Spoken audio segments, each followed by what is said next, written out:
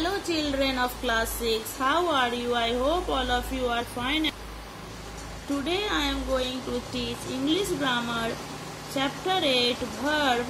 Some part of it I have taught you before. Today I will teach complements. What do you mean by complements? Some verbs like be, seem, appear tell us not only about an action but also about a state are called incomplete verbs, and the word needed to give them a complete meaning is called complement. The verb like be, seem, appear, they tell us not only about action but also about the state, position. So they are called incomplete verbs. And the word which are needed to give them a complete meaning, the word which we add to give the complete meaning, not object but other than object, they are called complement. Read the following. Sheetal is, Bikram seems, it appears. None of these sentences seem to make complete sense. So what we write?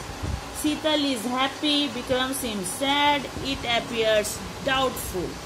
Here what we see? Complement that happy, sad and doubtful are added. They are needed to give the complete meaning. So they are called complement. These sentences make complete sense.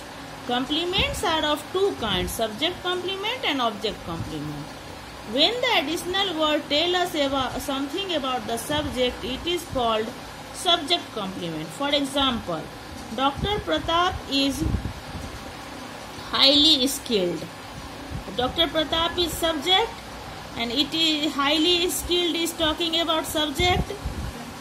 So it is subject complement. When the additional word tells us something about the object, it is called the object complement. For example, we found the reports helpful. The reports is object and helpful is telling about the reports, so helpful is object complement. Infinitives. The root or basic form of a verb is called the infinitive. It is generally accompanied by to. For example, they sat to eat, he began to run, I love to travel, it is time to think. To plus verb 1 is called infinitive. Let us learn finite and non-finite verb. A finite verb is generally the main verb in a sentence and it changes according to the number of a noun, singular or plural, and also the tense. In nutshell we can say a verb which is changed according to number or tense is called finite verb. Example, they study at home, he studies at home, he studied at night. They is plural number, so the base form of the verb is used. He is singular number, third person, so it becomes studies. And it is in past tense, so this had become studied. Here the verb study changes with the subject they and he. The verb also changes with the tense in the third sentence. Non-finite verbs do not tell us about the action done by the subject in a sentence. They may be used as a noun, an adverb or an adjective, and they do not change with the subject. The verb which is not changed according to subject in a sentence and it does not tell us about the action in the sentence, they may be used as a noun, an adverb or an adjective. They are called non-finite verbs. Example, she loves swimming in the lake. Here swimming is not a verb. It is not telling about the action of the subject.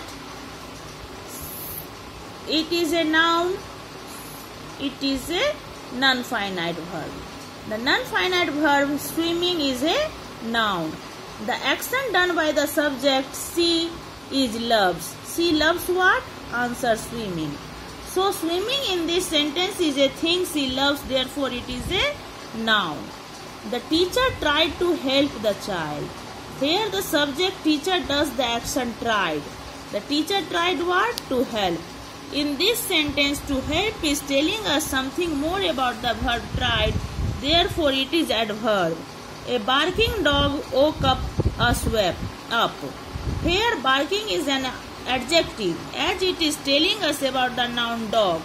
In most cases, an adjective answers the question which or what after the noun. Thanks.